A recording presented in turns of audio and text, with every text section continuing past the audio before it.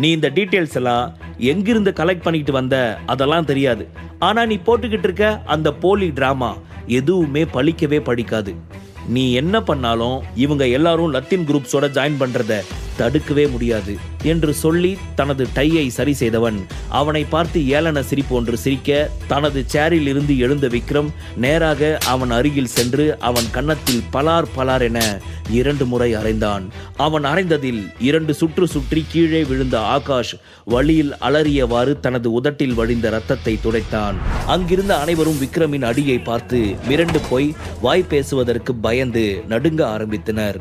தன்னை விட்டுவிடுமாறு விக்ரம் முன் அலறிக் கொண்டிருந்த ஆகாஷ் அருகில் வந்த ராக்கெட் ராஜா, நாங்க தான் உங்ககிட்ட ஆரம்பத்துல இருந்து சொல்லிக்கிட்டே இருந்தோமே, ஆனா நீ காதுல வாங்கிக்காம உன் இஷ்டத்துக்கு பந்தா காட்டிக்கிட்டே இருந்தா இப்போ அதுக்கான பலனை அனுபவிக்கிற என்று சொல்ல, ப்ளீஸ் ப்ளீஸ் நான் பேசினது எல்லாம் தப்புதான், என்னை விட்டுருங்க என்று அவன் மீண்டும் கெஞ்சும் குரலில் கேட்க, ஓ அப்படியா, சரி அப்படின்னா நீ பேசினது தப்புன்னு சொல்லி விக்ரம் சார் காலில் விழுந்து மன்னிப்பு கேளு என்று மிரட்டினார் ராக்கெட் ராஜா.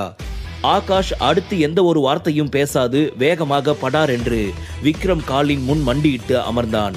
இதையெல்லாம் பார்த்து கொண்டிருந்த அங்கிருந்த டைரக்டர்ஸில் ஒருவர் ராக்கெட் ராஜா முன் வந்து, mister Vikram and mister rocket Raja, நீங்க யாரும் எங்களை தப்பா புரிஞ்சிக்காதீங்க, ப்ளீஸ் நாங்க எல்லாருமே ஒரு மனசா உங்களுக்கு ஒத்துழைக்கிறோம் என்று சொன்னார். விக்ரம் ஆகாஷை அடித்த அடியிலேயே அவர்கள் அனைவருக்கும் புரிந்துவிட்டது, லத்தீன் குடும்பத்தின் சித்திரவதையை விட விக்ரமின் சித்திரவதை மிகவும் மோசமாக இருக்கும் என்று அவர்கள் அனைவருமே புரிந்து கொண்டனர். அங்கிருந்த அனைவரையும் ஒரு பார்வை பார்த்த விக்ரம், இங்க பாருங்க, நீங்க எல்லாருமே எனக்கு முக்கியம். ஸோ நான் சொல்றதை நீங்க கேட்டு நடந்துகிட்டீங்கன்னா கண்டிப்பா என்னோட வேலை முடிஞ்சதுமே நான் உங்களுக்கு பாதுகாப்பு கொடுப்பேன் என்று அவர்களுக்கு வாக்குறுதி கொடுத்தான். அதன்பின் ராக்கெட் ராஜா பக்கம் திரும்பியவன், ராஜா ஒன்னும் தெரியாத மாதிரி மூஞ்ச வச்சிருக்கான் பாரு இந்த கொத்தவரங்கா, இவன் இனிமே நமக்கு வேண்டாம்.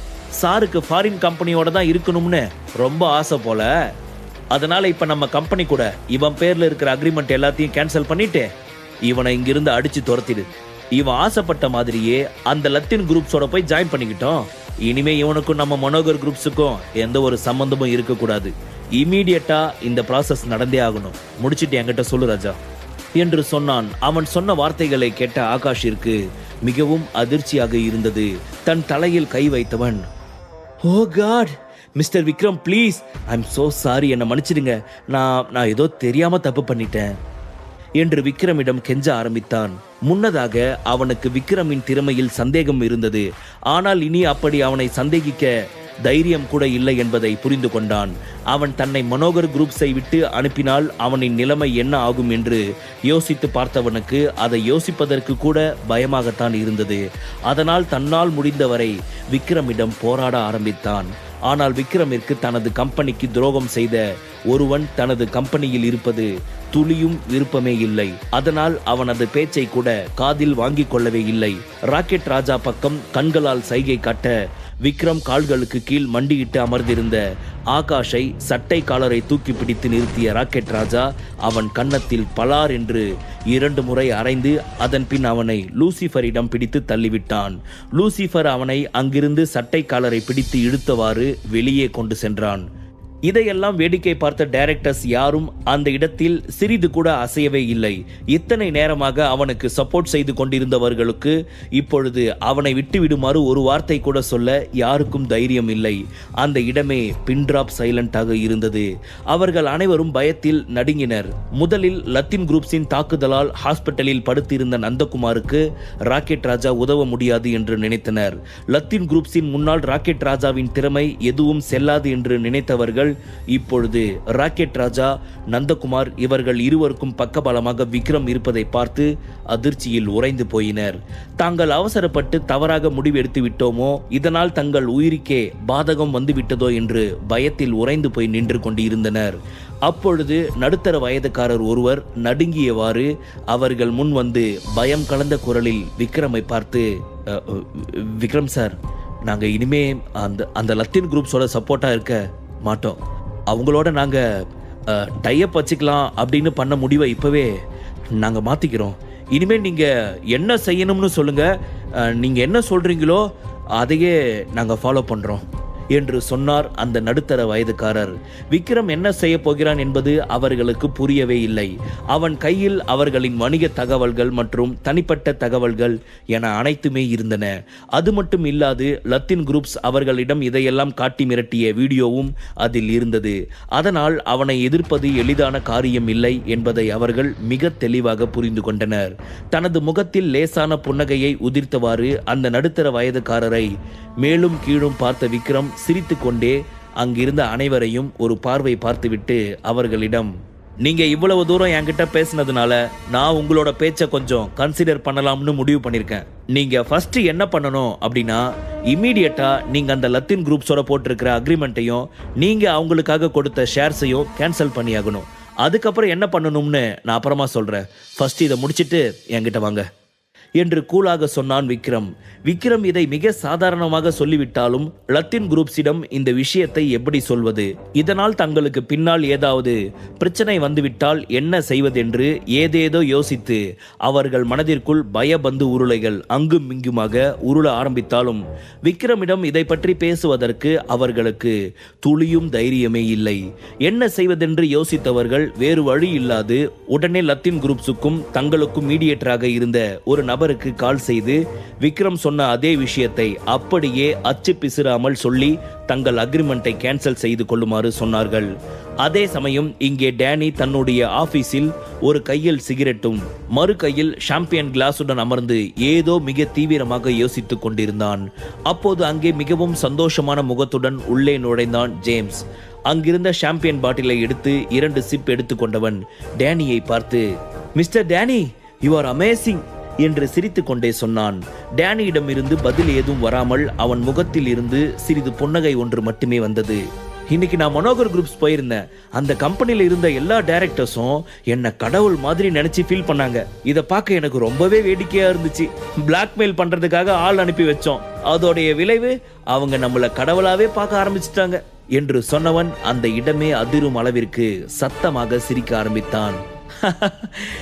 இதுதான் இங்க இருக்கிற மக்களோட இயல்பான கேரக்டர். நாம மிரட்டினா பதிலுக்கு ஆரம்பத்துல அவங்களும் நம்மளை மிரட்டுவாங்க. பட் நெக்ஸ்ட் ஸ்டெப்பா இந்த மாதிரி ஏதாவது பிளாக்மெயில் பண்ணி கொஞ்சம் பணத்தை தூக்கி எறிஞ்சோம்னா எந்த ஒரு அகைன்ஸ்டும் சொல்லாம நாய்க்குட்டி மாதிரி நம்ம கிட்ட சாதுவா அடங்கி காலை சுத்தி வர ஆரம்பிச்சிருவாங்க என்று தனது கையில் இருந்த ஷாம்பியனை குடித்தவாறு சிரித்து கொண்டே சொன்னான் டேனி. உங்ககிட்ட நான் ஒரு உண்மையை சொல்லட்டா, இந்தியாவில் இந்த மாதிரி முட்டாள்கள் அதிகமா இருக்காங்க. இங்க இருக்கிற கல்ச்சரை ஃபாலோ பண்றதை விட ஃபாரின் கல்ச்சரை ஃபாலோ பண்றது தான் ரொம்ப நல்ல விஷயம் நினைச்சிட்டு நிறைய பேர் ஃபாரின் கல்ச்சரை தான் ஃபாலோ பண்ணிக்கிட்டு இருக்காங்க. அது மட்டும் இல்லாம இங்க இருக்கிற சாதாரண மக்களுக்கும் அந்த மாதிரி ஃபாரின் கல்ச்சரை யாரு ஃபாலோ பண்றானோ அவனை தான் ரொம்ப பெரியவனு நினைச்சிட்டு அவனுக்கு குனிஞ்சு நின்னு மரியாதை கொடுத்து சலாம் போட்டுக்கிட்டு இருக்காங்க. இந்த மாதிரி ஆளுங்கள்லாம் இருக்கிறதுனால தான் நம்மளால நம்மளோட வேலையை ஈஸியா முடிச்சிட்டு அதுல நிறைய லாபம் பார்க்க முடியுது என்று சிரித்து கொண்டே சொன்னான் ஜேம்ஸ். இன்ட்ரெஸ்டிங் என்று சிரித்து கொண்டே சொன்ன டேனி மேலும் தொடர்ந்து அவனிடம் பேச ஆரம்பித்தான். ஜேம்ஸ், எனக்கு இப்பதான் மனோகர் குரூப்ஸ் டைரக்டர் கிட்ட இருந்து கால் வந்துச்சு. அங்க எல்லா வேலையும் கம்ப்ளீட்டா முடிஞ்சிடுச்சான். சோ இனி நம்ம டைரக்டா அங்க போய் அந்த கம்பெனியை நம்ம கைக்கு அசால்ட்டா மாத்திட்டு வரலாம் என்று அவன் சொல்ல, வாவ் சூப்பர் டேனி, கேட்கவே ரொம்ப சந்தோஷமா இருக்குது என்று சொன்ன ஜேம்ஸ் ஏதோ யோசனை வந்தவனாக, டேனி ஒரு விஷயம், நான் மனோகர் குரூப்ல இருந்து வெளியே வந்தப்போ அங்க ராக்கெட் ராஜாவையும் விக்ரமையும் பார்த்தேன். நந்தகுமார் ஹாஸ்பிட்டல்ல இருக்கிறதுனால அவரால் போர்டு மீட்டிங் அட்டன் பண்ண முடியாதுன்னு இவங்க 2 பேரையும் தலைமை தாங்க அங்க மீட்டிங் அனுப்பி வச்சிருக்கான். கேட்கவே இது எவ்வளவு காமெடியா இருக்குது என்று அவன் சிரித்து கொண்டே சொன்னான். வாட் மேன், நீ என்ன சொல்ற? விஷயம் எனக்கு ரொம்ப ஃபன்னியா தான் இருக்குது. அந்த நந்தகுமாருக்கு அடிபட்டதுல மண்டையில இருக்கிற மூளை எதுவும் குழம்பிடுச்சா என்ன? இல்லையே, நம்ம பசங்க அவனை நெஞ்சில தானே ஷூட் பண்ணதா சொன்னாங்க. அப்புறம் எப்படி இவன் இந்த மாதிரி பைத்தியக்காரத்தனமா யோசிச்சிருக்கான்? இந்த மாதிரி ஒரு லோக்கலான ஆளுக்கு பிசினஸ் பத்தி என்ன தெரியும்னு அவன் அவங்கள அனுப்பியிருக்கான். ஆல்ரெடி இவன் சுத்தமான ஒரு வேஸ்ட் ஃபெல்லோ. இவன் போய் எப்படி அந்த டைரக்டர் மீட்டிங்கை முடிச்சு வைக்க போறான்? சோ ஃபன்னி என்று சொல்லி சிரித்தான் டேனி. ஜேம்ஸ் அவனுடன் சேர்ந்து சிரிக்க ஆரம்பித்தான். ஓகே ஜேம்ஸ், நான் இப்போ அங்க மனோகர் குரூப்ஸுக்கு போலாம்னு ஒரு பிளான்ல இருக்கேன். வரியா? போகலாமா நம்ம 2 பேரும் என்று அவன் கேட்க, ஆக்சுவலி எனக்கு இப்போ முக்கியமான ஒரு வேலை ஒன்று இருக்கு. நீங்க இப்ப போயிட்டு வாங்க, நாம அதுக்கப்புறம் என்னன்னு பாத்துக்கலாம் என்று பட்டும் படாமல் பேசினான் James. Okay, you carry on. என்று சொன்ன டேனி அங்கிருந்து கிளம்பினான். ஆனால் அவன் மனதிற்குள் ஜேம்ஸை பற்றி, எப்ப பாரு இவனுக்கு ட்ரிங்க்ஸ் கேர்ள்ஸ் இப்படி சுத்துறது தான் வேலையா போச்சு, இவனை நம்பி எப்படி நம்ம இந்தியாவில் இருக்கிற இந்த கம்பெனிஸை இவன் கையில ஒப்படைச்சிட்டு போறதுன்னு எனக்கு சுத்தமா புரியல என்று குழப்பத்துடன் அங்கிருந்து கிளம்பியவன் நேராக தனது காரை ஸ்டார்ட் செய்து மனோகர் குரூப்ஸை நோக்கி சென்றான். அவன் அங்கிருந்து கிளம்பிய சிறிது நேரத்திலேயே கார் மனோகர் குரூப்ஸை வந்து அடைந்தது. காரில் இருந்து இறங்கியவன் 30வது ஃப்ளோரில் இருக்கும் கான்ஃபரன்ஸ் ஹாலிற்கு சென்றவன் அங்கு நடந்த காட்சியை பார்த்து ஒரு கணம் அதிர்ச்சி அடைந்தான். என்ன நடக்குதுங்க? எதுக்காக இவங்க எல்லாரும் இப்படி ஷாக்கிங்கா நின்னுட்டு இருக்காங்க? ஆமா, இவன் யாரு சேர்மேன் சீட்ல உக்காந்துருக்கான்? இவனை பார்த்து எல்லாரும் பேய் அறிஞ்ச மாதிரி வேற நின்னுட்டு இருக்காங்க. எனக்கு ஒண்ணுமே புரியலையே என்று குழப்பமாக அவன் சேர்மேன் சீட்டில் அமர்ந்திருந்த விக்ரமை பார்க்க அப்பொழுதுதான் அவனுக்கு ஒரு விஷயம் புரிந்தது. சிறிது நேரத்திற்கு முன்புதான் ஜேம்ஸ் அவனிடம் நந்தகுமார் விக்ரமையும் ராக்கெட் ராஜாவையும் இந்த மீட்டிங்கிற்காக அனுப்பி வைத்திருப்பதாக சொன்னது அவனுக்கு நினைவிற்கு வர விக்ரமின் தோற்றத்தை பார்த்து, ஓ இவன் தான் அந்த விக்ரமா என்று மனதிற்குள் நினைத்தவாறு விக்ரம் அருகில் சென்று, ஏ மிஸ்டர், நீ தான் அந்த லோக்கல் விக்ரமா என்று கேட்க அவனை பார்த்ததுமே அவன்தான் டேனி என்பதை மிகவும் தெளிவாக புரிந்து கொண்ட விக்ரம் அவனிடம், வாங்க வாங்க வாங்க, உங்களுக்கு என்னை பத்தி எந்த ஒரு விஷயமும் தெரியாதுன்னு நினைச்சேன், பட் என்னை பார்த்ததுமே நான் யாருன்னு கரெக்டா கண்டுபிடிச்சிட்டீங்க. சூப்பர் சூப்பர், உங்களை மாதிரியே எனக்கு உங்களை பத்தி ரொம்ப நல்லாவே தெரியும். லத்தீன் குரூப்ஸ்ல இருக்கிற முக்கியமான 3 ஆளுங்கள்ல நீங்க தானே அந்த 3வது ஆளு என்று கேட்டான் விக்ரம். விக்ரமும் டேனியும் பேசிக் கொண்டிருப்பதை அங்கு இருக்கும் அனைவரும் மாறி மாறி பார்த்தனர். அவர்களது மனதிற்குள் அவர்களை எதிர்க்க துளியும் தைரியம் இல்லை. காரணம், அவர்கள் அனைவருமே இதற்கு முன் டேனியின் தைரியத்தை பார்த்திருக்கிறார்கள். அதேபோல் விக்ரமின் தைரியத்தையும் சிறிது நேரத்திற்கு முன் பார்த்து விட்டார்கள். அதனால் அவர்கள் இருவரை பற்றியும் நன்றாக உணர்ந்தவர்கள் அவர்களிடம் எதுவும் பேச துணிச்சல் வராமல் அமைதியாகவே நின்று கொண்டு, வாங்க வாங்க வாங்க, உங்களுக்கு என்னை பத்தி எந்த ஒரு விஷயமும் தெரியாதுன்னு நினைச்சேன், பட் என்னை பார்த்ததுமே நான் யாருன்னு கரெக்டா கண்டுபிடிச்சிட்டீங்க. சூப்பர் சூப்பர், உங்களை மாதிரியே எனக்கு உங்களை பத்தி ரொம்ப நல்லாவே தெரியும். லத்தீன் குரூப்ஸ்ல இருக்கிற முக்கியமான 3 ஆளுங்கள்ல நீங்க தானே அந்த 3வது ஆளு என்று கேட்டான் விக்ரம். விக்ரமும் டேனியும் பேசிக் கொண்டிருப்பதை அங்கு இருக்கும் அனைவரும் மாறி மாறி பார்த்தனர். அவர்களது மனதிற்குள் அவர்களை எதிர்க்க துளியும் தைரியம் இல்லை. காரணம், அவர்கள் அனைவருமே இதற்கு முன் டேனியின் தைரியத்தை பார்த்திருக்கிறார்கள். அதேபோல் விக்ரமின் தைரியத்தையும் சிறிது நேரத்திற்கு முன் பார்த்து விட்டார்கள். அதனால் அவர்கள் இருவரை பற்றியும் நன்றாக உணர்ந்தவர்கள் அவர்களிடம் எதுவும் பேச துணிச்சல் வராமல் அமைதியாகவே நின்று கொண்டிருந்தனர். ஏ நூடுல்ஸ் மண்டை, எதுக்காகயா இப்ப இப்படி கத்திக்கிட்டு இருக்க? உன்ன மாதிரி 50 வயசுக்கு மேல இருக்கவங்க ஓவரா கத்துனா ஹை பிபி பிரஷர்ல படார்னு போயிடுவாங்க. அந்த விஷயம் உனக்கு தெரியுமா தெரியாதா? நீ பேசாம இந்த அளவுக்கு கத்தி பிபி பிரஷர் எல்லாம் எகிரி பொட்டுன்னு ஒரே செகண்ட்ல போயிட்டேன்னா நான் அப்புறம் யார் கூட போய் சண்டை போடுறது? ஃபைட் இல்லாம இருந்தா லைஃபே போர் அடிச்சு போயிருமியா. சோ கொஞ்சம் கூலா பேசியா என்று கிண்டலாக விக்ரம் சொன்னான். சாருக்கு ஃபைட் இல்லாட்டி லைஃபே போர் அடிக்குமா? கவலையே படாத, உன்னோட இந்த விருப்பத்தை ஃபுல்ஃபில் பண்றதுக்காகத்தானே நான் வந்திருக்கேன் என்று டேனி திமிராக அவனுக்கு பதில் சொல்ல, நம்ம வயசுக்கு இதெல்லாம் தேவையா? இந்த வயசுல காலையில எந்திரிச்சமா, முன்னாடி பூசணிக்கா மாதிரி நின்றுட்டு இருக்கிற தொப்பையை குறைக்க ஜாக்கிங் போனோமா, போயிட்டு வந்து ஒரு லெமன் டீயை குடிச்சோமா, அடுத்து வயிறு முட்டை சாப்பிட்டுட்டு அப்படியே ஹாயா டிவில ஏதாவது மூவிஸ் பார்த்தோமா, போர் அடிச்சா வீட்லயே ஆன்லைன்ல உட்காந்து மீட்டிங்கை அட்டன் பண்ணணுமான்னு இல்லாம தேவையில்லாம ஏன்டா என் இடத்துக்கு வந்து என் ஆளுங்களை உன் பக்கம் எடுக்க பாக்குற? நீ எப்ப இந்த மாதிரி நினைச்சியோ அப்பவே நீ அவுட் ஆயிட்ட. அதை உறுதிப்படுத்திக்கிற விதத்துல நான் உனக்கு ஒரு நியூஸ் சொல்லட்டா என்று விக்ரம் கேட்க டேனி என்ன என்பது போல் அவனை பார்த்தான். நீ மலை போல நம்பிக்கிட்டு இருந்தியே உன்னோட பிளாக் ஹாக் டீம், அவங்க இப்போ என் கையில இருக்காங்க. இனி நீ என்ன நினைச்சாலும் உன் பக்கம் வரவே மாட்டாங்க. அவங்க கிட்ட என்னென்ன விஷயத்தை கறக்கணுமோ அது எல்லாத்தையும் கறந்து நீ இத்தனை நாளா பிளான் போட்டு கஷ்டப்பட்டு 1008 செலவு பண்ணி உன் பக்கம் இழுத்த என் கம்பெனி ஷேர் ஹோல்டர்ஸ் எல்லாருமே மறுபடியும் என் பக்கம் வந்துட்டாங்க. சோ இதுக்கு மேல உன்னோட கேம் ஓவர் என்று சிரித்துக்கொண்டே ஸ்டைலாக சொன்னான் விக்ரம். அவன் சொன்ன இந்த விஷயத்தை கேட்ட டேனிக்கு சிறிது ஆச்சரியமாகத்தான் இருந்தது. என்ன சொன்ன? பிளாக் ஹாக் டீம் இப்போ உன்னோட கைவசம் இருக்காங்களா என்று டேனி சிறிது தயக்கத்துடன் கேட்க விக்ரமின் முகத்தில் புன்னகை தவழ்ந்தது. அதை பார்த்தவனின் கண்கள் பயத்தில் லேசாக கலங்கியது. எப்படி இவங்களால பிளாக் ஹாக் டீமை அவங்க கண்ட்ரோலுக்கு கீழே கொண்டு வர முடிஞ்சது? என்னால இதை நம்பவே முடியல. It's impossible.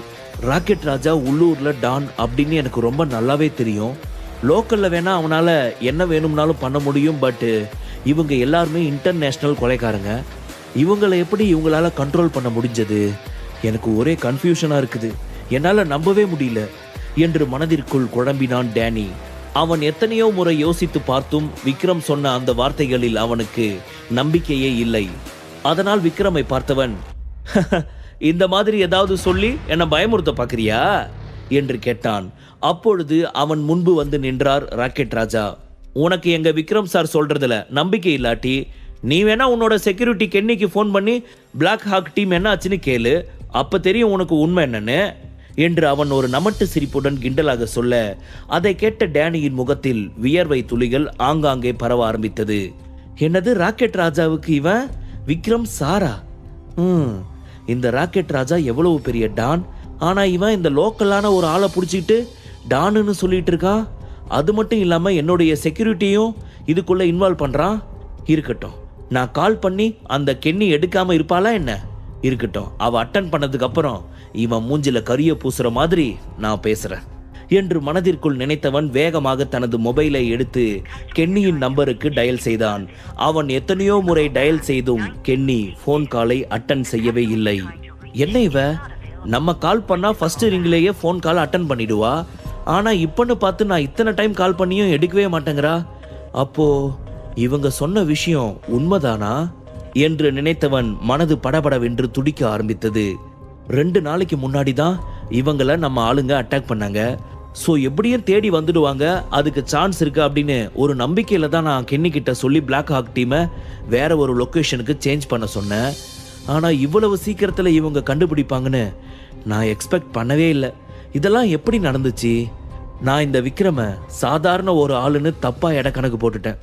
ஆல்ரெடி ஜேம்ஸ் இவனை பத்தி நிறைய டைம் சொல்லியிருக்கான். அப்போல்லாம் நான் இவனை அசால்ட்டா காதுல வாங்கிக்காம இருந்தது என்னோட தப்பு தான். இப்போ இவனோட ஸ்ட்ரென்த் என்னன்னு எனக்கு புரியுது. நான் எப்படி இந்த சுச்சுவேஷனை டேலி பண்ண போறேன் என்று மனதிற்குள் யோசித்தவன் பெருமூச்சு ஒன்றை இழுத்து விட்டவாறு விக்ரமை பார்த்து, சரி, இப்போ நீ என்கிட்ட இருந்து என்ன எதிர்பார்க்கிற என்று கேட்டான். நான் உங்ககிட்ட என்ன எதிர்பார்க்கிறேன்? நல்ல கொஸ்டின், பட் அதுக்கான ஆன்சர் நீ நடந்துக்கிறத பொறுத்து தான் இருக்கு. அது மட்டும் இல்லாம நீ உயிரோட இருக்க போறியா இல்ல சாக போறியா அப்படின்றதும் உன்னோட இந்த நடத்தையில தான் இருக்க போகுது செல்லம் என்று அவனது கன்னத்தை தட்டி சொன்னான் விக்ரம். அவனது இந்த திமிரான பேச்சு டேனிக்கு கோபத்தை வர வைத்தது. இங்க பாரு, நீ பிளாக் ஹாக் டீமை உன் கண்ட்ரோலுக்கு கீழே கொண்டு வந்ததுனால வேணும்னா உன்னை நான் பலசாலின்னு அக்செப்ட் பண்ணிக்கிறேன். ஆனா இதையே நீ அட்வான்டேஜா எடுத்துக்கிட்டு என்கிட்ட ஓவரா ஆடலாம்னு ட்ரை பண்ணாத. பிகாஸ் பிளாக் ஹாக் டீமை விட இன்னும் பயங்கரமான பலசாலிங்க என்கிட்ட நிறைய பேர் இருக்காங்க. அதனால என்னை நீ நெருங்கலாம்னு நினைச்சா ஆபத்து உனக்கு தான் என்று சொன்னவன் அங்கிருந்து கிளம்ப போனான். சே, நம்ம போட்ட இந்த பிளான் இப்படி ஃபெயிலியர் ஆகும்னு நான் எக்ஸ்பெக்ட் பண்ணவே இல்லை. நம்ம அமௌண்ட் கொடுக்க கொஞ்சம் டிலே பண்ணோம், அதனால அந்த பிளாக் ஹாக் டீம் கட்சி மாறிட்டாங்களா என்ன? அவங்க என் கையில சிக்கட்டும், கண்டிப்பா அவங்கள நான் சும்மாவே விட மாட்டேன். இப்போ நாம வேற ஒரு பிளான் போட்டு தான் இந்த மனோகர் குரூப்ஸை நமக்கு கீழே கொண்டு வரணும் என்று நினைத்தவாறு அங்கிருந்து வெளியே செல்ல போன டேனியை விக்ரமின் குரல் தடுத்தது. உன்னை யார் இப்ப வெளியே போக சொன்னது? நீ பேசாம வந்த, நீ பேசாம போயிட்டே இருக்க. இந்த மாதிரி இங்க வந்து கேம் பிளே பண்ணிட்டு போறதுக்காக தான் இவ்வளவு பிளான் பண்ணி உன்னை நான் இங்க வர வச்சனா? நான் விரிச்ச வலையில நீயா வந்து சிக்கின, அது வர கரெக்ட். ஆனா அந்த வலையில இருந்து நீ எஸ்கேப் ஆகலாம்னு நினைச்ச பாரு, அதுதான் ரொம்ப தப்பு.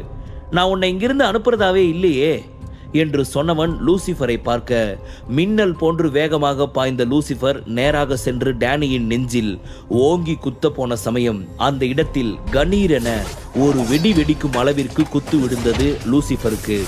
வலி தாங்க முடியாத லூசிஃபர் 10-15 அடிகள் பின்னோக்கி நகர்ந்தான். இதை பார்த்த ராக்கெட் ராஜா, விக்ரம் மற்றும் அங்கிருந்த அனைவரும் அதிர்ச்சி அடைந்தனர். அங்கு என்ன நடந்தது என்று அதிர்ச்சியான ஒரு கணம் அவர்களால் எதையுமே சுதாரிக்க முடியவில்லை. அப்பொழுது டேனிக்கு அருகில் நின்று கொண்டிருந்த ஒருவன் மீதுதான் அனைவரது பார்வையும் இருந்தது. சூப்பர் லம்போ, இப்ப இவனை இதே மாதிரி இன்னும் 2 அடி அடிச்சா ஹால் க்ளோஸ் ஆயிடுவான். அதுக்கப்புறம் இந்த ராக்கெட் ராஜா, விக்ரம் இவங்க 2 பேரையும் போட்டு தள்ளிட்டு நாம இங்கிருந்து கிளம்பி போயிடலாம். என் கூட கூட்டு சேரன்னு சொல்லிட்டு முழுசா 24 மணி நேரம் கூட ஆகல, அதுக்குள்ள இவங்க எல்லாருமே இந்த விக்ரம் பக்கம் சாஞ்சிட்டாங்க. இவங்கள சும்மா விடவே கூடாது. முதல்ல இவங்க 2 பேரையும் காலி பண்ணு, அதுக்கப்புறம் இந்த கூட்டத்தை சமாளிக்கலாம் என்று தன் பின்னால் நின்று கொண்டிருந்த டைரக்டர் கூட்டம் அனைவரையும் முறைத்து பார்த்தான் டேனி. அவனது பார்வை அங்கிருந்த அனைவருக்கும் வயிற்றை கலக்க ஆரம்பித்தது. ஓகே பாஸ், நீங்க சேஃபா பின்னாடி நில்லுங்க என்று கட்டை குரலோடு சொன்ன லம்போ லூசிஃபர் முன்பு வந்து நின்றான். லம்போ அடித்த அடியில் 10-15 அடி பின்வாங்கிய லூசிஃபர் தனது நெஞ்சை பிடித்து மெதுவாக தன்னை சமாதானப்படுத்தி நின்றவன் மீண்டும் அவனை அடிப்பதற்காக முன்னோக்கி வர அவனது 2 கைகளையும் மடக்கி பிடித்த லம்போ இப்பொழுது அவனது 2 கால்களிலும் படார் படார் என்று ஓங்கி குத்த லூசிஃபர் அப்படியே தரையில் விழுந்தான். அதன் பின் அவனது வலது தோளில் தனது கால்களை வைத்து கைகளை முறுக்கிய லம்போவை லூசிஃபர் வலியை பொறுத்து கொண்டு அவன் அடி வயிற்றில் ஓங்கி குத்த லம்போவோ ஒரு அடி கூட பின்னால் நகரவே இல்லை. இதை பார்த்த விக்ரம் ராக்கெட் ராஜாவிற்கு சிறிது பிரமிப்பாக இருந்தது. லூசிஃபரை இந்த லெவல் அட்டாக் பண்றான், உண்மையாவே இவன் அட்டாக் எல்லாமே ரொம்ப டிஃப்ரெண்டா தான் இருக்குது. லூசிஃபருக்கு ஏதாவது ஆயிடுமா என்ன என்று அவர்கள் மனதிற்குள் ஒரு பயம் இருந்தது. ஆனால் டேனியோ இதை பார்த்து சிரித்து கொண்டிருந்தான்.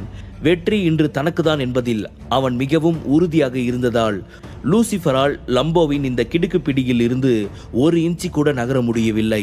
தனது காலை போட்டு அவனது கைகளை மடக்கி பிடித்து இருந்தவன் அவனது முதுகில் ஓங்கி குத்த லூசிஃபர் அப்படியே தரையில் விழுந்தான். இருந்தாலும் தட்டு தடுமாறி எழுந்து மீண்டும் அவனை அடிக்கப் போனவனை மறுமுறை வயிற்றில் குத்த 4 அடி பின்னால் சென்று தரையில் விழுந்தான். இதை பார்த்து கொண்டிருந்த லூசிஃபரின் பிரதர்ஸ் இருவரும் வேகமாக முன்னால் ஓடி வந்து, உனக்கு எவ்வளவு தைரியம் இருந்துச்சுன்னா எங்க பிரதர் மேலேயே நீ கையை வைப்ப என்று சொல்லி அவர்கள் இருவரும் லம்போவை தாக்க முன்வர, ஆனால் லம்போ தனது 2 கரங்களாலும் இருவரையும் ஒரே சமயத்தில் அட்டாக் செய்ய அவர்கள் இருவரும் எதிர் திசையில் பறந்து சென்று சுவற்றில் மோதி கீழே விழுந்தனர். அவனின் இந்த அசுரத்தனமான தாக்குதல் அங்கிருந்த அனைவரையுமே ஆச்சரியத்துக்குள்ளாக்கியது.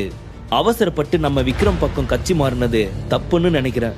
போச்சு, இவங்களை அட்டாக் பண்ணிட்டு மொத்தமா நம்ம எல்லாரையும் தூக்கி வச்சு வெளுத்து வாங்க போறாங்க என்று டைரக்டர்ஸ் அனைவரும் தங்களுக்குள் முணுமுணுத்து கொண்டனர். அந்த சத்தம் டேனியின் காதிலும் விழுந்தது. இவர்களின் இந்த பயம் கலந்த பேச்சு தான் வெற்றி பெற்று விட்டோம் என்பதை டேனிக்கு உணர்த்தியது.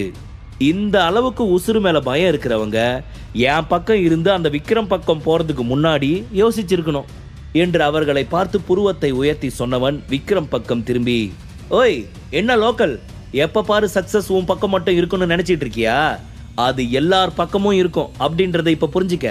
நீ பிளாக் ஹாக் டீமை உன்னோட கண்ட்ரோலுக்கு கீழே கொண்டு வந்த, உண்மையாவே அது ரொம்ப பெரிய விஷயம்தான். ஏன்னா அவங்க இன்டர்நேஷனல் லெவல்ல டஃப் கொடுக்கிற ஒரு பயங்கரமான கேங்ஸ்டர்ஸ் தான். ஆனா என் பக்கத்துல நிக்கிறானே, இவன் யாருன்னு தெரியுமா?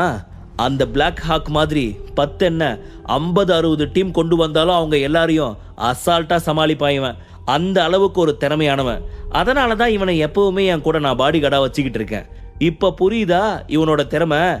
இவன் மார்ஷல் ஆர்ட்ஸ்ல எந்த அளவுக்கு எக்ஸ்பர்ட்னு அசால்ட்டா அவன் கொடுத்த 2 சாம்பிள் பார்த்தே உங்களுக்கு புரிஞ்சிருக்குமே இவனோட பலம். ஸோ மரியாதையா என்கிட்ட சரண்டர் ஆனீங்கன்னா உயிர் பிழைப்பீங்க, இல்லையா உங்களோட உயிருக்கு என்னால் உத்தரவாதம் கொடுக்க முடியாது. ஏன்னா என்னோட பாடி கார்ட்ஸ் என் மேலே ரொம்பவே விசுவாசமானவனுங்க. உங்கள் ஆள் என் மேலே கையை வைக்க வந்ததுக்கு அவன் கையை முறுக்கி விட்டுட்டான். அப்படிப்பட்டவனை அடிக்க சொன்னால் உங்களை என்ன பண்ணுவான் யோசிச்சு பாருங்க. உங்களுக்கு நான் ஒரு 10 செகண்ட் டைம் தரேன், அதுக்குள்ளே யோசிச்சு நல்ல முடிவாக எடுங்க. இல்லை வேணாம் 10 செகண்ட் கொஞ்சம் கம்மியான மாதிரி தான் இருக்குது. பொறுமையாக இன்னைக்கு ஃபுல்லாக டைம் எடுத்துக்கோங்க, நல்லா யோசிங்க. ஃபஸ்ட்டு அடிபட்டு இருக்கிற உன்னோட ஆளுங்கள்லாம் நந்தகுமார் பக்கத்தில் இருக்கிற பெட்டில் போய் அட்மிட் பண்ணு. இவங்களுக்கு ட்ரீட்மெண்ட் பார்த்துட்டு அதுக்கப்புறமா யோசி. நாளைக்கு இதே டைம் உன் முடிவு என்னன்னு சொல்லு, ஓகேவா என்று சொன்ன டேனி அங்கிருந்து கிளம்பினான். லம்போ வா போலாம், இப்போவே உன்னோட எனர்ஜியை நீ வேஸ்ட் பண்ணிடாத. பிகாஸ் இவங்க நாளைக்கு ஒத்துக்காட்டி இவங்க எல்லாரையும் சமாளிக்கணும். அது வரைக்கும் உனக்கு ரெஸ்ட் தேவை என்று சிரித்து கொண்டே டேனி செல்ல, ஓகே பாஸ் என்று சொன்ன லம்போ டேனியை பின்தொடர்ந்தான். அப்பொழுது சேர்மேன் சீட்டின் அருகே நின்று கொண்டிருந்த விக்ரம் நேராக லம்போவை நோக்கி வந்து அவன் முதுகின் சட்டை காலரை பிடித்து இழுக்க, இப்பொழுது பின்னால் திரும்பிய லம்போ விக்ரமை தாக்குவதற்கு தயாரானான். அங்கு நடப்பதை பார்த்த மனோகர் குரூப் ஷேர் ஹோல்டர்ஸ் அனைவரும் ஒரு சினிமா காட்சியின் மிகவும் பரபரப்பான கடைசி கட்டத்தை சீட்டின் நுனியில் அமர்ந்து கொண்டு பார்ப்பது போல் தங்கள் நகத்தை கடித்து கொண்டு பார்க்க ஆரம்பித்தனர். லம்போவின் திறமை என்ன என்பதை அவனது 2 அடியின் மூலமாக உணர்ந்தவர்கள் அவன் கையில் விக்ரமின் நிலை என்ன ஆகும் என்பதை பற்றி யோசிக்க ஆரம்பித்தனர். முழு கதையையும் கேட்டு மகிழ பாக்கெட் FM ஆப்பை டவுன்லோட் செய்யுங்கள். லிங்க் டிஸ்கிரிப்ஷனில் கொடுக்கப்பட்டுள்ளது.